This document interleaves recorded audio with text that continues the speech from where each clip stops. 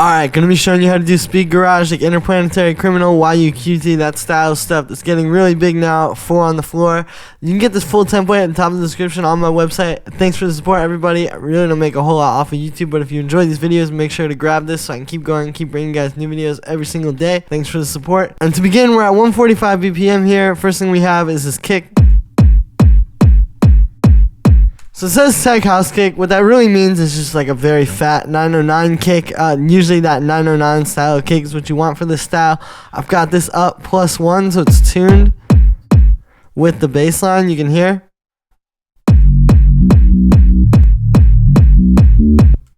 Then we have the bass line.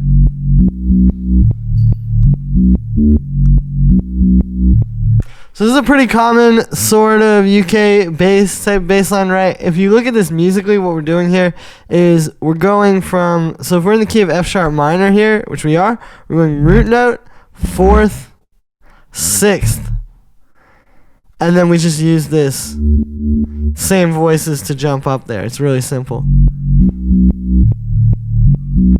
So that's the first secret of these kind of bass lines. They can seem really complicated, but look, it's only 3 notes. Just over and over across different octaves, right? So the other thing here is going to be the rhythm. So you can see, I'm kind of, if you play this with the kick, you can really hear how it grooves. It's like you have the note like jumping up here on the 16th note.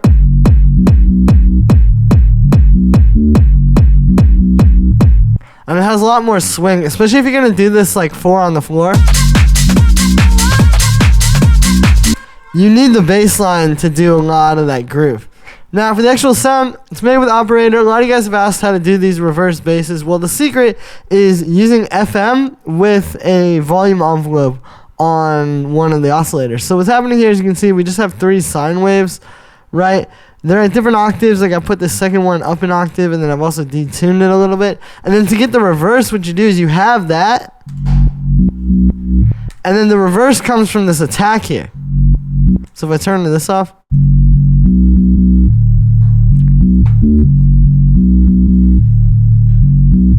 you can hear it's like whoom, like it goes into the note. You can do it even more.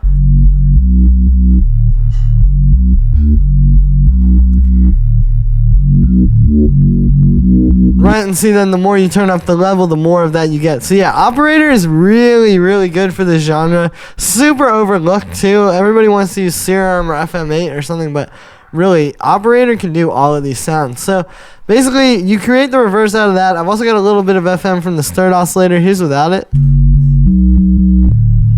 With it. Just adds a little bit more like oomph. I've got a low pass filter actually, so if I turn that off, then with, you know, it just cuts out some of that high end. And then the only other effect on here is this auto pan, which is making it sound sidechained.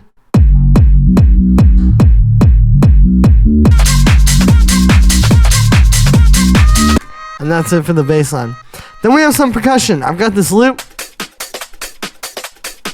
It's down pretty quiet, but this one actually makes a big difference. So check out the overall mix without it. With it.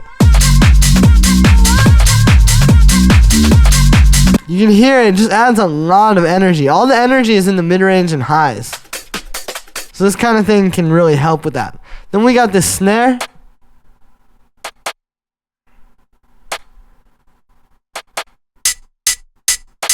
You can hear just at the start and then at the end of every bar. I got this clap. Just like a nice short clap. You've probably heard this one a lot in UK Garage. It's like a Lindrum style clap. I've got our main hi-hat. You can hear really, really short. Even the sample is really short. And you can see I made it just a short 16th note. So yeah, it's like barely there. Then we have some loops. We got this one, which has got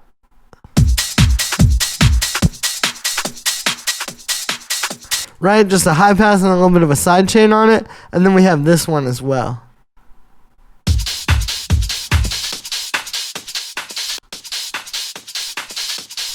And yeah, these are really, really important. If I turn them off,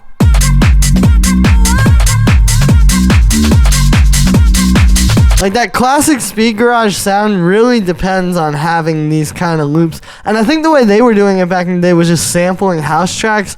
I wouldn't necessarily do that. I think it's better to do it like this, where it's like a loop from, you know, maybe a house sample pack or something like that. In this case, this is one of mine, and then I've just taken it and then you just bring it in, high pass it, sidechain it, and then it fits really well into the beat.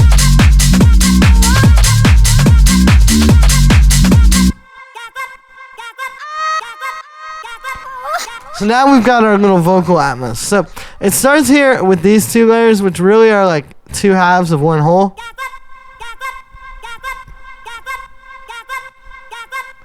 So what's happening here is it's one vocal, it's this. It's a dun dun. That, and I've just taken it, I pitched it up, and then I took the two chops, and then I have this one on its own channel, and then this one on its own channel. And the only reason I did this is so that one can have the delay, and also so it can be panned, so you kind of get, it's like dun dun, you know, it kind of helps it stand out, and it creates a cooler effect in the track. Right, so this first one here is just going through a little bit of reverb, and then sidechain, and then high pass, so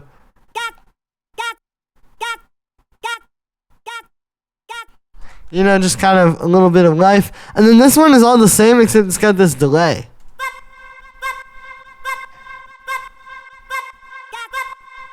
So it kind of rings out a little bit more than the other one. And then again, the panning I think is really important as well. Then the last thing we got down here is this little track, which is just playing these little vocal samples, and it's a lot more sparse. It's meant so like you gotta have your main Atmos thing going with the other vocals, and then this one just jumps in and out.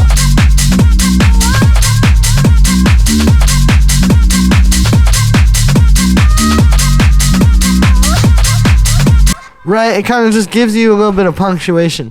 For this, I've got a little bit of delay, a little bit of auto pan, and then a high pass. Really just about making it fit into the track a little bit better. And yeah.